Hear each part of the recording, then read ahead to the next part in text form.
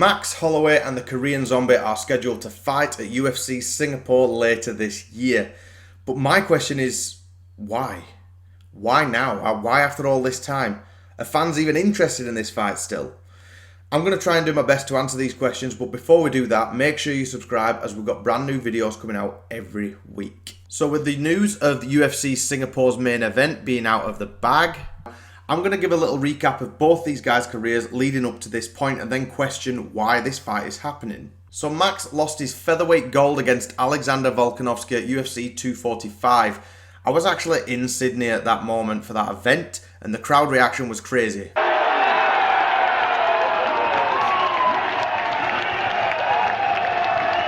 Since that fight, fans have been calling for a rematch with Volk, which he was granted at UFC 251 in the middle of 2020. Volk came out on top in which was a very competitive 5-round war. Following this, Max fought then, at the time, number 6 ranked Calvin Kattar in what turned out to be more of a one-sided fight than The Undertaker and Mankind. This fight, of course, had the famous "I'm the best boxer in the UFC" line in the middle of the 5th round.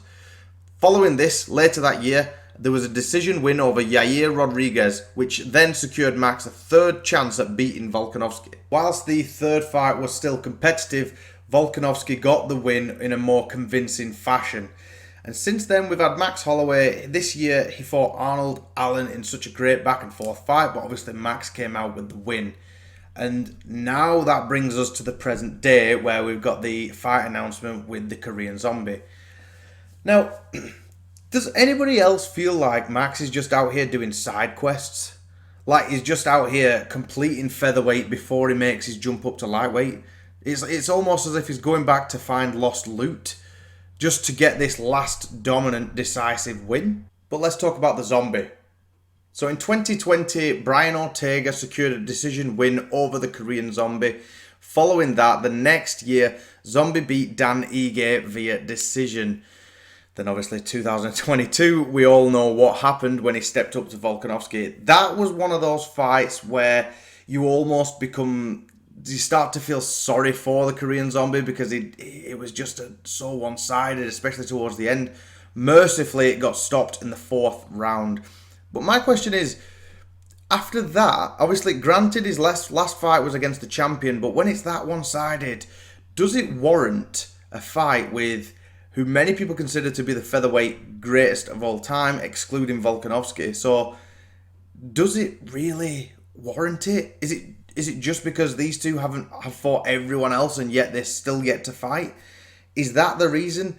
If so, I think it seems like a little bit of a shoved together, let's get this done before Max decides to go up to a lightweight, because I mean, you don't want to get into predictions and you don't want to write any fighter off, but I think we all know who's going to take the victory in this next fight. In saying all this, am I excited to see the fight? Yep. Will I be tuning in? Yep. Am I excited to see what both fighters do after this fight? Again, yes. Just let me know in the comments what you think of this fight. If you think it's just trivial matchmaking to keep the fans happy in order to feel like both fighters have completed the division. For now, I think that's all we've got time for. I'm looking forward to tuning in. Thank you everyone for watching. If you can like, comment and subscribe, it really does help us out.